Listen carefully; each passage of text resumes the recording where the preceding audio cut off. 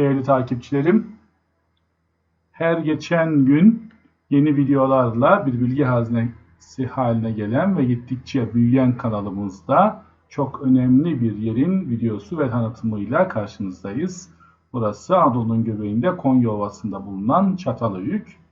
Çatalhöyük hem Anadolu için hem dünya için çok önemli bir yer. Çünkü tespit edilmiş bu topraklardaki ilk yerleşim yeri.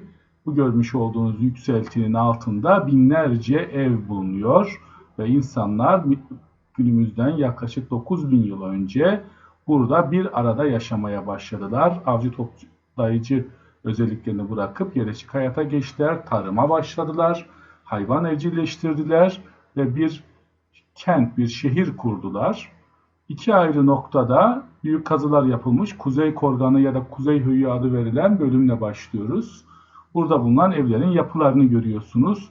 Dikdörtgen ya da kare şeklinde kerpiçten kalın kerpiç duvarlarla yapılmış olan bu evlerin örnek bir replikası Ankara'daki Anadolu Medeniyetleri Müzesi'nde bulunmakta. Daha önce size göstermiş olduğumuz bu bölümün videosunu tekrar göstererek bu evlerin iç yapılarını tanıtmaya çalışacağız. Gördüğünüz gibi bir hasır serili bir alan, bir mutfak ve ölülerini gömdükleri temiz bir alanı bulunmaktaydı.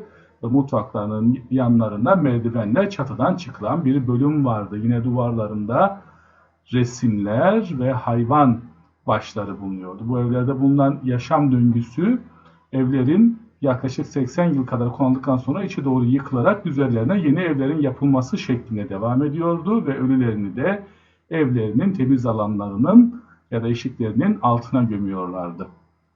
Evet, yaklaşık olarak büyük evlerde 60 civarında gömü tespit edilmiştir. Bazı küçük evlerde 2-3 gömü varken bazı yerlerde ise hiç gömü yoktu. Yani ölülerini gömecekleri yerleri özenle seçiyorlardı. Evlerinin duvarlarında işte bu orijinallerini Anadolu Medeniyetleri Müzesi'nde görebileceğiniz resimler vardı. Burada av sahneleri, insanların günlük yaşamlarıyla ilgili çeşitli sahneler, korkuları, sevinçleri, toplumsal hayatları, özellikle burada boğalar ve geyikler, yani o zaman avlanan hayvanlar, domuzlar, insanların bunları avlama şekilleri betimlenmiş harika eserler. Yerlerinde korunamadığı için şu anda Anadolu Medeniyetleri Müzesi'nde bulunuyorlar. Yakından incelediğimizde sanatsal özelliklerinin çok önemli olduğunu, çok derin olduğunu, insanların buraya her şeyi işlediğini görüyoruz. Ve burada yine iki leoparın bulunduğu bir işleme var. Leopar çok önemseniyordu ve buna saygı duyuluyordu ve ana tanrıça figürü çok önemliydi. Yaklaşık günümüzden 7770 yıl önceye tarihlenmiş olan bu ana tanrıça figürünü Çatalhöyük deyince akla gelen ilk eserdir. Orijinali Anadolu Medeniyetleri Müzesi'nde şu anda görüyorsunuz.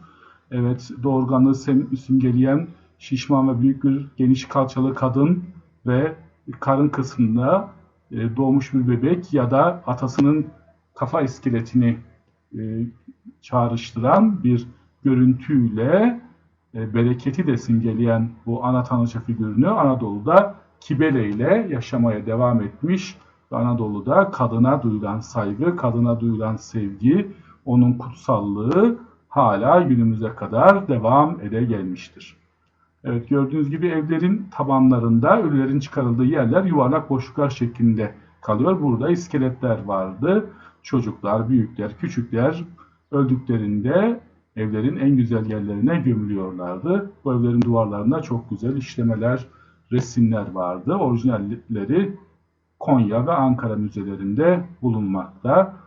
Kerpiç duvarlar korunmak için desteklenmiş durumda ve çevresinde belirli bir yürüyüş hattı üzerinde yürüyebiliyorsunuz.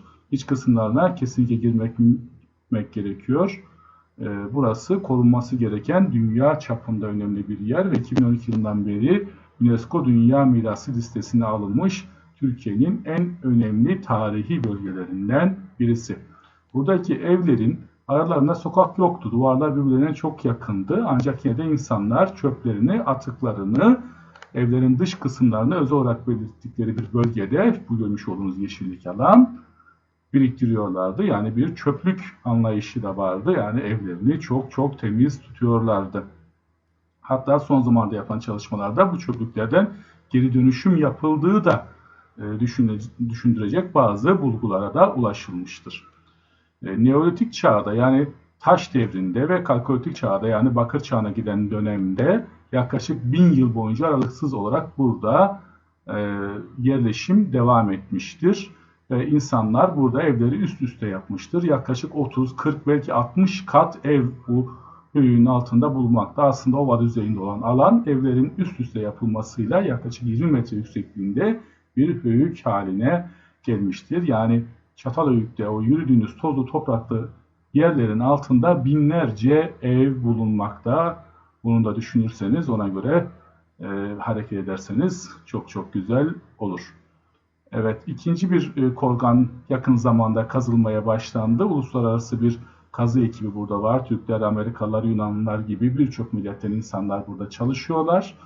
Bu ikinci korganda birincisinden yaklaşık 200-300 metre kadar ileride bu görmüş olduğunuz şekilde üstü kapatılmış olan alan burası. Çok daha eski yapıların bulunduğu, daha önemli eserlerin tespit edildiği bir yer. Çok derin bir kazma yapılmış vaziyette ve onlarca kat üst üste burada bulunmakta.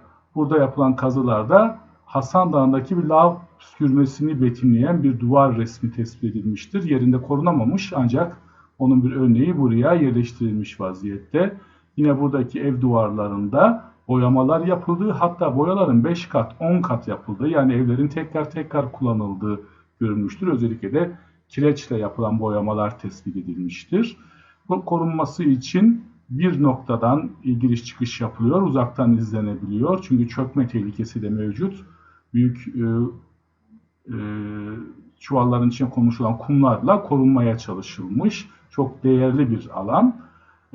Gözünüzle görmek çok çok önemli burada. Ancak yine de renk hep birbirine benzediği için ve konuda bilgi sahibi olmadığınızda hep bir toprak ya da kerpiç görüyormuşsunuz gibi gelebilir. Ancak yine hazırladığımız diğer iki videoyu da inceleyecek olursanız bunların linkleri de bu video üzerinde olacak. Daha ayrıntılı olarak anlayacaksınız ve değerini göreceksiniz. Birisi burada bulunan ziyaretçi merkezi adı verilen merkezdeki bir nevi müze ve tanıtım bilgileri tanıtıyor. Onun çok değerli. İkincisi de 4 tane yapılmış olan model ev var. Yani orijinal evinden betimlenerek yapılmış birebir evlerin olduğu yerler. Bunların da iç çekimleri, dış çekimleri, içindeki resimleri, yaşam stilleri, nasıl yaşadıklarını görmektesiniz. Evet, şimdi dış kısmını gördük. Dış kısmı da oldukça güzel bir şekilde görünüyor. Buranın altında binlerce ev olduğunu unutmayalım. Güney Korganı çok önemli. İki korganı da mutlaka görmenizi size tavsiye ediyorum. Ve Çatalhöyük biraz uzak gibi kalsa da gidip gezmeye değecek bir alan ve Çatalhöyük'e çok yakın bir noktada, yaklaşık 10 kilometre kadar uzakta Boncukluhöyük adı verilen ve yakın zamanda tespit edilmiş olan bir höyük daha var. Boncukluhöyük'teki yerleşimin Çatalhöyük'ten yaklaşık 1000 yıl daha eski olduğu tespit edilmiştir. Ancak Boncukluhöyük bir köy yapısı, yaklaşık 100-150 insanın bir arada yaşadığı bir alan. Çatalhöyük ise yaklaşık 8 ile 9 bin insanın bir arada yaşadığı bir kentti. Yani bir antik kenti görüyorsunuz şu anda. Evet, bu görmüş olduğunuz kırmızı renklerde duvarlardaki resimlerden kalan izler. Evet, burada Hasan Dağı'nın püskürmesini gösterdiğini düşündüğümüz resmi bir çizimi var. Altında evleri yine net bir şekilde görebiliyoruz. Buradaki insanlar bir arada yaşıyorlardı. Evlerin kapıları ya da pencereleri yoktu ve çatılardaki bir delikten merdivenle girip çıkıyorlardı. Bunun amacı hem korunma hem bir arada olma duygusu hem daha güçlü görünme isteği olabilir. Bunların hepsi düşünülebilir.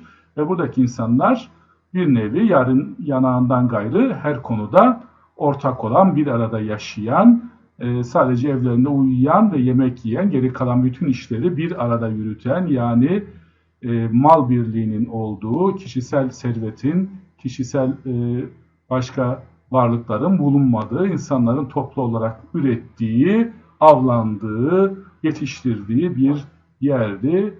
İnsanlar hep beraber mutlu bir şekilde yaşıyorlardı ve bu yaşam Kalkolitik çağın son zamanlarına kadar, Tunç çağının başına kadar devam etti. Sonra burası büyük ihtimalle üretimin durmasının nedeniyle terk edilmiş ve bir daha da buraya yerleşim yapılmamıştır.